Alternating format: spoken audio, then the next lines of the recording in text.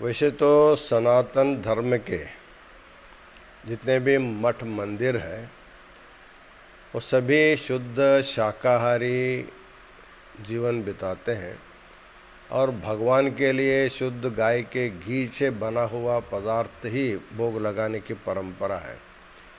लेकिन आजकल बाज़ार में भी घी बिक रहा है, मक्खन बिक रहा है, लेकिन ये उतना शुद्ध बिना गाय पाले दूध बेचने लगे हैं। ऐसे भी कुछ कृत्रिम बना रहे हैं, लेकिन बाज़ार में कोई लेता है खाता वो बात अलग है। लेकिन भगवान के भोग लगाना और उस भोग के प्रसाद को सभी लोग सेवन करते, श्रद्धा सेवन करते हैं, अत्यंत शुद्ध शाकाहारी, लहसुन प्याज भी नहीं खाने वाले, ऐसे लोगों के मन में बहुत भारी धक्का लग गया। इसलिए इसके बारे में केंद्र और राज्य सरकार कड़ी से कड़ी जांच करके जो दोषी पाएगा उसको कड़ी शिक्षा मिलनी चाहिए। जो पूर्ववर्ती सरकारें थीं वहाँ पे तो कहीं ना कहीं मान रहे हैं कि जब मंदिर मठ अगर किसी सरकार के अधीन चल रहा है तो उनकी भी जिम्मेदारी जवाबदेही होती है। उनके भी वो कितना जनता और श्रद्धालुओं की आस्था को ठेस पहुँचाएं। ये तो उधर आंध्र प्रदेश में जितने भी बड़े बड़े मंदिर हैं वो सरकार के अधीन ही है, उसकी व्यवस्था करते हैं। इसलिए जिस समय ये घटना हुई है उस समय जो भी सरकार है वही उसके लिए जवाबदारी होगा। इसलिए इस प्रकार सरकार को सर्वधर्म स्वभाव रख करके व्यवहार करना चाहिए।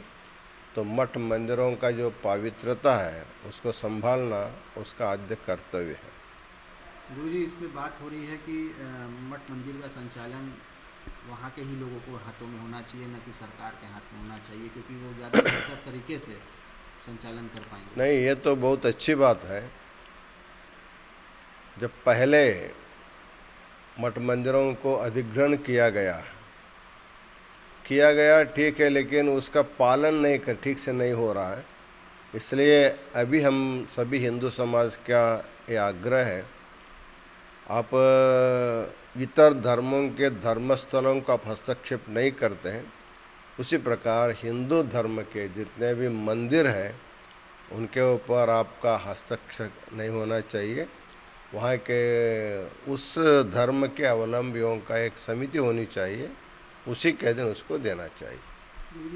हजारों लाखों लोग उस प्रसाद को ग्रहण किए और अयोध्या तक में वो प्रसाद गया बन के। जब राम जन्मभूमि मंदिर का निर्माण हुआ था, उसका उद्घाटन हुआ था, तो अब जो लोग अशुद्ध हो गए हैं वो कैसे शुद्ध होंगे? कोई उपाय है क्या? देखिए, प्रत्येक कर्म के लिए प्रायश्चित कर्म रहता है। जाने अनजाने किसी से गलती हो जाती है तो खाने वाले तो जानबूझकर तो नहीं खाए, बनाने वाला जानबूझकर के बना वो अत्यंत दोषी है।